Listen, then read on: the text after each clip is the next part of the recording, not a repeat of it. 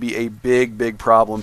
Immediately LiquidTyler realizing what is going on and throwing down a wall of pylons here while he tries to stall in order to get some detection up. A forge is coming in right now, a little over halfway done, but here come the DTs. These DTs are going to be quite potent against these pylons, and he's really going to need to do some force fields in order to, there we go, getting down a force field, although it looks like it did not force that back. He's going to need to get up some more pylons here very quickly. This DT going to be getting in his base. No, he does not get that second force field down in time, and it looks like there are a couple cannons warping in now. But this DT is already in the base. 3 cannons warping in now, so he may 4 or 5. Nodi just going crazy, dropping cannons all over the place. And here comes more DTs, along with a few stalkers, a zealot, and a sentry. So immediately going to be coming back to play defensively. And Noni having to cancel one of the cannons, putting up more cannons constantly. And it looks like he may not be able to get any of these cannons up. Oh my goodness, this is looking really bad for Noni right now. Without any kind of without any kind of robotics tech in order to get an observer out or anything like that, he is going to be forced to rely on these cannons warping in. And it looks like he is going to get a cannon warped in, so he will be able to detect these DTs, but it is unfortunately so far back in his base that he's not actually going to be able to take out the rest of the DTs until they get further back there. And going to continue to try to warp in cannons here. You got another one going down in his mineral line, and these DTs are just doing a ton of damage right now because they're going completely unchecked. Tyler doing a great job casting that force field right at the top of his ramp, preventing any more reinforcements from getting in. So now he just has to deal with these DTs, and without the ability to warp in an observer, rather, it's going to be very difficult to do so. And it looks like he is actually going to take down the robotics bay before it's even able to complete. Although the DT is getting a little bit too close, and one of them gets picked off by that cannon, and another cannon warping in now, another one getting ready to warp in as well. It looks like he is going to be in pretty good shape to hold this off, but meanwhile, looking back at the base of EGAxslav, he is getting up another expansion here. So going to be putting down some cannons kind of throughout his base, and a lot of probes mining. He's going to maynard some of those to his natural here, and if we look at the income right now, we can see that there is a huge lead going towards our blue Protoss player now, EGAxslav, getting just a massive income lead, while Noni is stuck in his one base rather. He is going to need to get that observer out post haste so that he can defend against these and actually move out, because right now he cannot move out on the map and make any more expansions or anything like that because he does not have any detection to deal with these DTs on the map. And here comes the robotics facility finally finishing up. He's going to be able to get an observer out so that he can take down these DTs, and there is zealots going everywhere, checking to make sure that there's no hidden expansions on the map that he is not aware of. And here comes the first observer from LiquidTyler, nearly finished, and I would imagine as soon as he gets this DT taken care of, he is either going to take an expansion or he's going to put on some heavy counter pressure.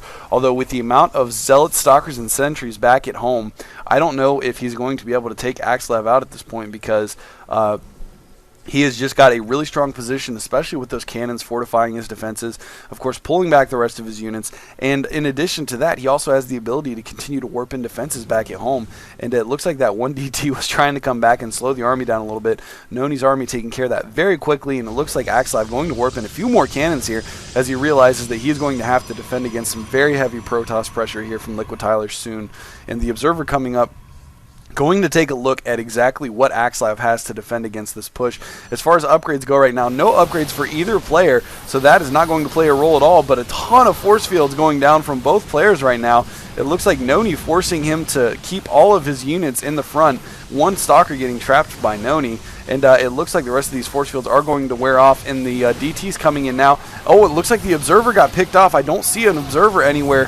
There's only an observer for EGAxslav. It looks like he may have had that out and sniped it, and I don't know if LiquidTyler realizes. He just now realizes that those DTs are there and is backing off. That is a huge blunder, and that may very well cost LiquidTyler the game. He has far less supply right now. You can see he's got less than half of the harvesters that EGAxslav does, and he does not even have a Nexus going down for his expansion yet, so he was not able to do any damage at all to EGAxslav, and actually probably took more damage in his army. And it looks like the Colossus tech is now out for EGAxslav. He is going to be able to take on Noni's army with absolutely zero problems, because he has just got a far superior economy, far superior tech tree at this point, and just a lot more units in his army. I'm sorry, the army size looks like it's about the same, but with that Colossus out, that is just going to speak volumes for the difference between these two armies. And it looks like LiquidTyler getting a pretty good spread on his units, getting that surround, a nice concave on the ramp to defend against it when he needs to.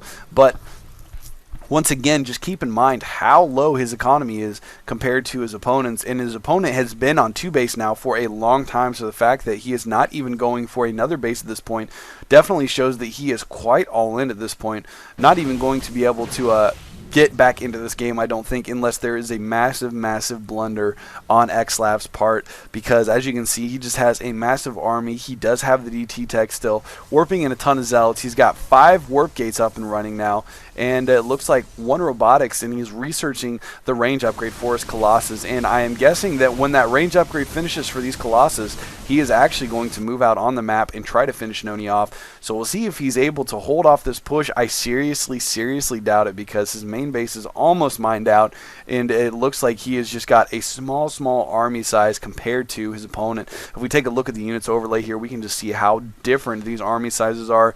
18 zealots versus the 8 for LiquidTyler, 5 stalkers versus 7 stalkers, 3 colossi, 1 DT, and 2 sentries here, and it looks like we actually have a Colossus out from LiquidTyler here as well. So 1 Colossus versus 3 Colossus, though still not even a close battle. That is going to be a cakewalk for our blue Protoss player EGAxslav here, and it looks like he is coming across the map right now for the kill. And with LiquidTyler still not having any expansions up and running, he is definitely going to be done as of a few minutes here as soon as this attack happens. And it looks like EGAxslav even preparing to take another base here, going to be putting down a Nexus here any minute. I'm guessing he's not purposely long distance mining that permanently, I'm guessing. And here come the Colossus, Zealots, Stalkers, Sentries, and DTs, and a couple of Colossus now for LiquidTyler. But once again, with such low Colossus and Zealot numbers, he is just going to be able to, he's just not going to be able to take any of this army on. Another Colossus even coming up for EGAxslav, and a ton of Stalkers and Zealots left over his hill here. And of course, with the range upgrade done, they're going to make absolute domination over that army. But LiquidTyler, as you can see, GGing, losing this game in the MLG Dallas round, third round. And very strong play from EGAxslav. I got to say, I've not actually seen this guy play a whole lot, but he seems to be a very solid PvP player. So anyways, thanks again for watching, guys. GG.